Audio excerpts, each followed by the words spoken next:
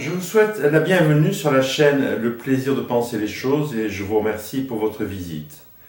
Au préalable, j'aimerais vous rappeler quelques fondamentaux qui sont à l'œuvre dans le cinéma hollywoodien. Tout bon scénario peut se résumer en une phrase. Par exemple, un météorologue irritable se réveille le matin pour vivre la même journée. Le thème peut être universel, mais le personnage est unique. Quel que soit le genre cinématographique, tout film est un film à suspense. L'objectif étant d'engendrer chez le spectateur le désir de poursuivre la vision du film. Le personnage est porteur d'une vérité qu'il va mettre à l'épreuve à travers un itinéraire, une destinée, semée d'embûches, d'obstacles, de conflits, d'épreuves. Talking to me? Well, who the hell else are you talking to me? Et c'est vers la fin du film, au moment du climax, à ce moment où les émotions, l'action, le suspense sont à leur acmé, où le personnage pivot va prendre conscience de ce qu'il est vraiment, de ses propres valeurs. I drink your milkshake. I drink it up! De manière à aller vers un changement qui peut se faire ou ne pas se faire selon le scénario. Ce climax peut précéder le happy end qui permet aux spectateurs de se détacher des personnages. Dans un film, l'intrigue et l'action découpées en séquences qui durent quelques minutes et qui sont articulées autour d'un conflit en général. L'histoire est en fait la manière dont les personnages vont vivre ces séquences. Par exemple, un super-héros, Batman, se bat contre les forces du mal, le Joker. You can't make an omelet without breaking some eggs. C'est l'intrigue.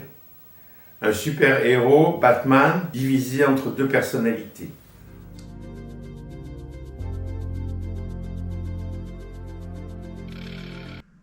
Le voyeurisme est la recherche d'une excitation sexuelle intense et répétitive qui est obtenue en observant une personne à son insu, personne qui est nue ou quasi nue. La toilette, l'habillage, les relations sexuelles. Ce phénomène peut être aussi bien mental que comportemental. Ce qui est fondamental dans le voyeurisme, c'est la clandestinité. Le voyeur observe la personne de manière furtive, sans son consentement. Les voyeurs, le plus souvent, sont des hommes. Et cette excitation sexuelle peut être suivie d'une jouissance obtenue par masturbation. Le voyeur n'obtiendra pas la même excitation sexuelle s'il est lui-même le témoin direct, par exemple, d'une séance de striptease ou d'un film pornographique. Dans l'histoire du cinéma hollywoodien, il y a très peu de films sur ce thème et dont le personnage pivot serait un voyeur. Le plus souvent, ces films sont dans le registre policier, horreur. Mark, opérateur de cinéma, assassine des jeunes femmes en utilisant un pied de la caméra transformé en couteau. Imagine someone coming towards you who wants to kill you, regardless of consequences. A madman? Yes. Wait! Frightened. Hot. So put that camera away! Dans ce film, Carla est jouée par Sharon Stone et victime d'un voyeur. I don't have anything to wear. Where would I send you? Someone was watching. You can tell me your secrets. What secrets do I have? I'd never tell. Someone was waiting. You just really look like someone. It's really strange. At 113 East 38th Street, You're making me do something I don't want to do. the view from the outside is nothing compared to the view inside. Par contre, il y a dans de nombreux films hollywoodiens des scènes brèves où un personnage fait du voyeurisme. Mais ce n'est pas la trame du scénario. Dans cette séquence, Jeffrey, enfermé dans une armoire, observe Frank, un gangster, abuser de Dorothy. Mommy. Mommy. Mommy loves you. Baby wants to fuck. Get ready to fuck! You fuckers fucker! You fucker! Don't you fucking look at me!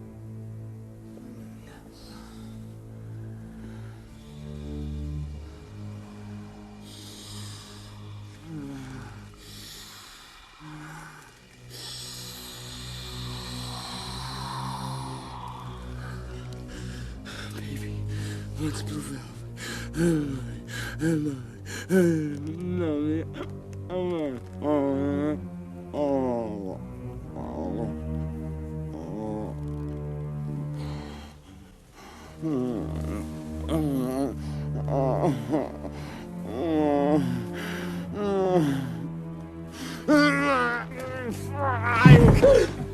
Fucking look at me! Fucking look at me! Dans l'histoire du cinéma hollywoodien, le film qui illustre le mieux ce phénomène est réalisé par Alfred Hitchcock, sorti dans les salles en 1954, le film Rear Window, Fenêtre sur cour. Le scénario, Jeffrey, photographe professionnel, est convalescent d'un accident de moto. Il est immobilisé dans un fauteuil roulant, une jambe dans le plâtre. Oh dear. We become a race of peeping Toms. What people ought to do is get outside their own house and look in for a change. Yes, sir. À longueur de journée, il observe de son appartement les personnes qui vivent dans l'immeuble en face, et en particulier les couples.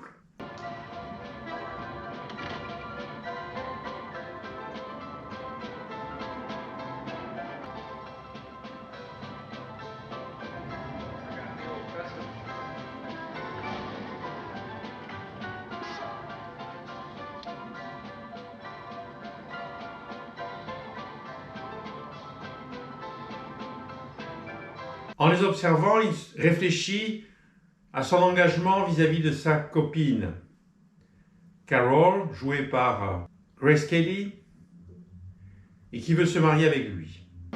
It's utterly beautiful. Wish I could be creative. Oh, sweetie, you are. You have a great talent for creating difficult situations. I do. Sure. You're staying here all night uninvited. Oh, surprise is the most important element of attack. And besides, you're not up on your private eye literature. When they're in trouble, it's always their girl Friday who gets them out of it. Well, is she the girl that saves him from the clutches of the seductive showgirls and the overpassionate daughters of the rich? The same? That's the one. But he never ends up marrying her, does he? That's strange. Weird. Why don't I slip into something more comfortable? By all means. I mean, like the kitchen and make us some coffee. Oh, and some brandy, too, huh?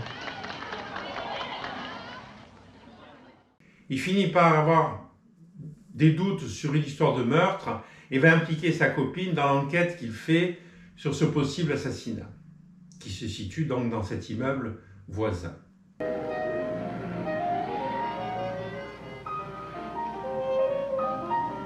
Le génie d'Alfred Hitchcock est dans ce film de faire du spectateur lui-même un voyeur. Spectateur qui est bloqué dans son fauteuil, qui regarde l'écran et qui finit par s'identifier au personnage principal. Come on, get out of there! Alfred Hitchcock va utiliser en particulier des techniques cinématographiques comme la caméra subjective, le champ contre champ. Ce qui fait que le spectateur lui-même finit par s'identifier au personnage principal et selon les scènes, ressentir une gêne, un inconfort, une curiosité.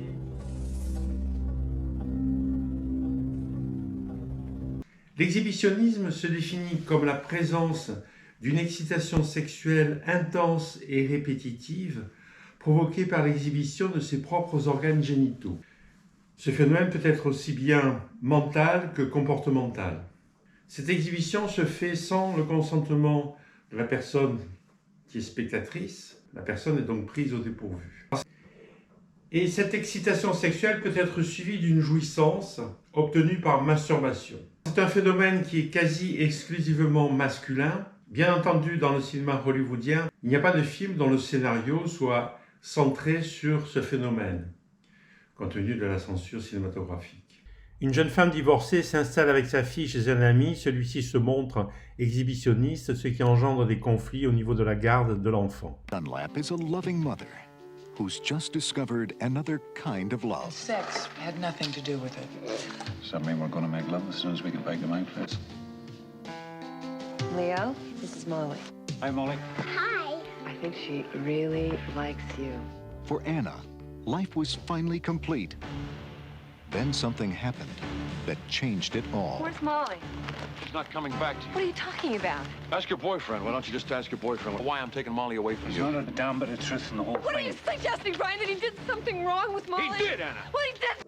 Il y a d'autres formes d'exhibitionnisme qui sont assez fréquentes dans les films hollywoodiens, où il s'agit le plus souvent d'une femme qui exhibe son corps et qui le fait le plus souvent pour séduire, contrôler, voire manipuler son partenaire.